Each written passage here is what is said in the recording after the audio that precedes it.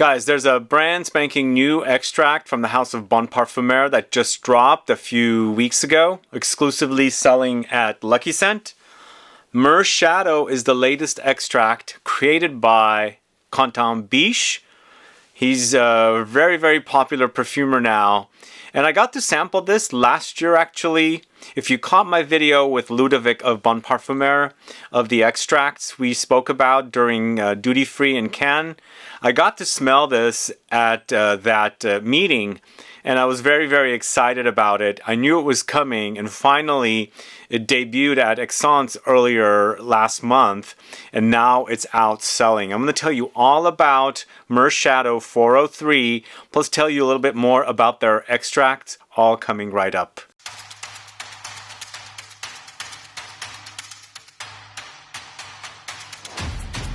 Thanks so much for tuning in. I'm Sebastian talking to you about the latest extract from the house of Parfumeur.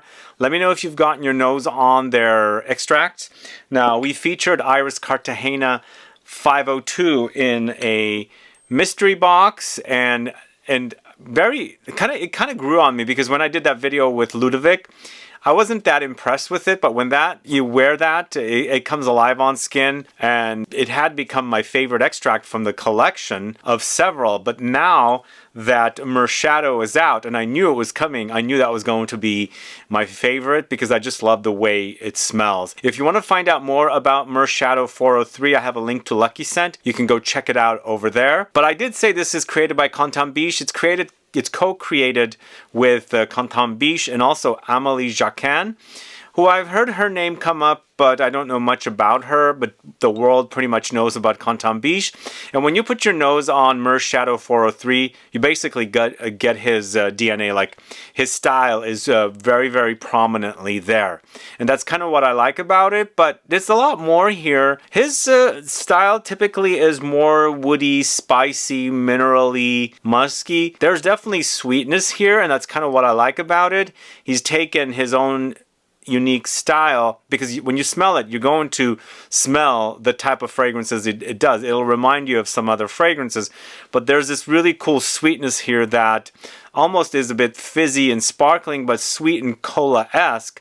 That's super delicious, and I really, really love that it's here with this fragrance and it smells super fantastic on me. So Myrrh Shadow 403 is a brand new fragrance. It's a 2025 launch. It is currently selling exclusively at Lucky Scent. I have it linked in the info box. 100 ml for $220 for an extrait de parfum concentration fragrance, and this is a unisex offering. I would call this an amber woody or amber spicy fragrance. Definitely those two styles. You get the amber, you get the woods, you get the spices. Really delicious offering, by the way. And the notes breakdown for this: myrrh, vanilla, bitter orange, Akigalawood, basil, blackcurrant, Timut pepper, cinnamon, benzoin, Cosmone, patchouli heart, and Cypress. Lots going on here, right? When you first spray the fragrance, there's this very interesting spice, and this is a spice that comes up quite often for me with a lot of Quentin Bisch creations, but it gets listed. I get a cumin vibe. It's very spicy up top. That is actually quite delicious, and that's definitely signature for a lot of Quentin Bisch fragrances. You'll be familiar with it if you are a follower of his creations. You'll recognize it. Here, it does start reminding me of some of his other creations for Marc Antoine Barrois, for Essential Parfums, and brands like that. So you'll be familiar with that kind of offering. But immediately, once that spice hits, you're going to recognize that style of his, and then all of a sudden, it starts becoming sweet and ambery, resinous, a bit fizzy like a cola. And once all the notes kind of blend together, the vanilla comes in, the bitter orange comes in, sweetens things up, the benzoin, and of course that signature, the magical Akigalawood note that Quentin Bisch continuously uses.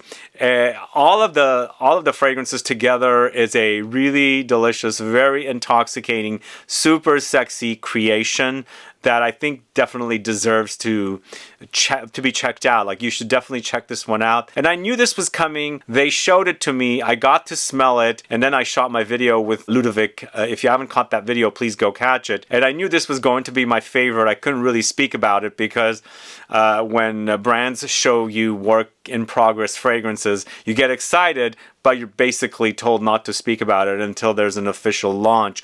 So I was very, very excited and anticipating this fragrance, and it's finally here. I'm hoping you guys get your nose on it and really check it out and wear it. Now, on me, when I'm wearing it, definitely pretty loud, pretty intense, and I just really love that whole signature style that I'm familiar with of Quentin Bisch's, with that whole sweet, syrupy, kind of vanillic, resinous, ambery, sweet fizziness combined with that spiciness. Together, I think it just really, really works. Really long-lasting fragrance, and even though I would say this is really long-lasting, I wouldn't call it an uber beast mode fragrance because it acts really perfectly the way it is. I think for me, when I'm also wearing this one, I am reminded a little bit of autumn for some strange reason. Maybe it's the notes combined together. So I feel like even though this is launching here during spring or just the beginning of spring, I feel like the fragrance is going to be perfect for autumn wear and winter wear because it's just the kind of fragrance it is.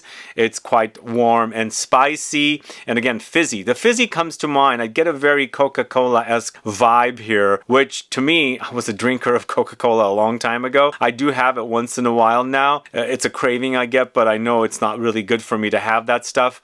But here, I'm kind of reminded of that fizzy, bubbly drink because it's how it wears on me, and I don't have to actually put it in my mouth. I can just smell the fragrance, and not only am I reminded of, you know, the key signature style of how Quentin Bisch fragrances are, but also, you know, kind of experience like I'm drinking Coca-Cola or something fizzy like that. I think it's a really great fragrance. Definitely has become my #1 favorite extract from the house of Bon Parfumeur. But they have a really great collection of extracts now. If you haven't checked them out, definitely do. There's several that I really, really enjoy from the extracts collection. I'm going to tell you a little bit about some of my favorites and do a quick ranking of the extracts as well. At least the ones that are sold over at Lucky Scent. I have them linked in the info box. But if you've gotten your nose on this new Myrrh Shadow 403, do let me know what your thoughts are on it. Does it remind you of anything? Do you get the Quentin Bisch kind of signature? Again, I don't know much about Amélie Jacquin. Most likely they both, I mean, I know Quentin Bisch is at Givaudan, but most likely Amélie Jacquin is also at Givaudan. So they're co-creating this fragrance together. Now, one thing I do want to say before I move on to the ranking of the extracts, this does remind me a little bit of Tonka Hysteria from the house of D'Orsay, and I absolutely love that fragrance. You know, it's featured in a kit recently. We have Tonka Hysteria in a kit. I love it. It's absolutely delicious. But this one doesn't feature the note of Tonka, but I feel like the way it's created and the ingredients that are used is kind of creating that kind of an effect. It reminds me of it, but I wouldn't say it's identical because the Tonka Hysteria doesn't have that cumin vibe. And there's a few things in here that I don't get that I get in that, and vice versa. But there's a bit of a reminder, at least the sweetness is giving me that kind of a vibe, which is kind of cool. A couple of other things. This fragrance reminds me a little bit of another Quentin Bisch creation for the house of Chloe in their upper end collection of fragrances. I believe it's called Vanilla Planifolia or Vanille Planifolia. It's their vanilla fragrance, which Quentin Bisch created. It does remind me a little bit of that. I haven't bought that fragrance.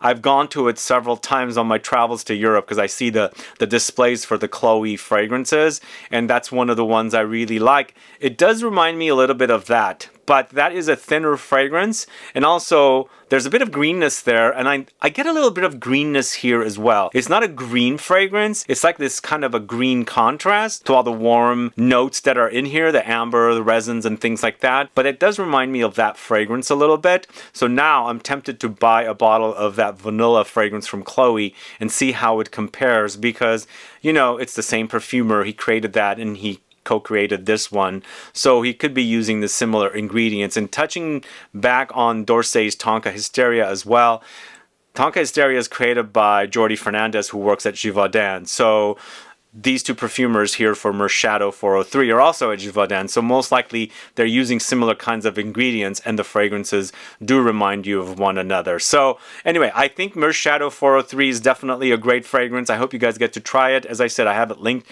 in the info box over at Lucky Scent. go there, find out more about the fragrance. Maybe you can buy a sample or a bottle from there. But let me tell you a little bit about my rank list of all the extracts that are currently selling over at Lucky Scent as well. Alright, so I'm going to rank the list from number 1 to my least favorite, but these are all great fragrances. You just have to check them out. But if I was ranking it, obviously this is how it would be. But Myrrh Shadow 403 is definitely my favorite in the bunch. I really love the way it smells, and I've explained to you what it's all about, so check that one out. But my number 2 favorite happens to be Iris Cartagena 502. And in that video, if you catch that video with Ludovic of Bon Parfumeur, I didn't really react to this really great until I started wearing it. It became a really great fragrance. It's powdery, it's lots of iris, but there's also cocoa here, there's rum booziness, vanilla, coffee, so it acts like a gourmand. I wouldn't call this your syrupy, sweet, kind of sticky, sugary kind of gourmand, but it's nicely contrasted with the powderiness of the iris and all the woodiness that's gone along with it. So this is my second favorite of the bunch. Then we've got Bois Narcotique Intense 602. So this is the only fragrance in the extracts collection that has the word intense in it, and I didn't really find out why it has that word. Maybe it's a bit more intense than the other fragrances, so check this one out. But lots of woods here, lots of spices, and some fruitiness in here as well. Smells really delicious. If you haven't tried this one, do try it. They're really great fragrances. I feel like if you've kind of dismissed the House of Bon Parfumeur because they're kind of easy to wear fragrances, I think you guys definitely should try the extracts, because the extracts are on another level, and they're also priced really nicely as well, because 100 ml for around 200 something is a really great price, I think, for extrait de parfum fragrances from the niche world. And then we've got Marbre Rouge 303, this one right here. Here we have another fragrance that does have chili pepper appear in the notes breakdown. The previous one did as well. And here we've got an ambery, spicy, musky, earthy, woody kind of a concoction. And again, really nicely done work. I feel like I could have tossed up between the Bois Narcotique Intense with Marbre Rouge, because I find them somewhat similar but then different at the same time. But really great combination of notes here to give you this kind of a very spicy, earthy, balsamic take on an amber, kind of a reddish take on an amber. It's basically, I think it's translated to red marble. I think that's what you get with Marbre Rouge. Correct me if I'm wrong, but definitely check this one out. It's Marbre Rouge 303. Then we got the Queer Sahib 603. I know I'm butchering the queer word, the leather in French, but this is definitely a slightly animalic take on a leather fragrance with some fruitiness thrown in and ozonic notes. Eventually it becomes, you know, ambery and woody. Along the way you've got lots of spices as well. So this is number 5. And last but not least, we've got Napa Tuberosa 107. We spoke about this in the video with Ludovic, and he spoke about the enfleurage they did here with this fragrance. It's tuberose enfleurage, and you'll find out how, or what enfleurage means if you catch that video. But a really gorgeous take on tuberose. Tuberose is not my all-time favorite note, that's why it's ranked lower, but I feel like it's definitely a really great work for a person that really enjoys tuberose fragrances. And find out what enfleurage is, the way they extract the tuberose essence from that process. But this is ranked at 6 here, and again, my favorite is Myrrh Shadow 403. Absolutely love this one in the extracts collection, and you guys should definitely check this fragrance out, especially if you like my taste in fragrances.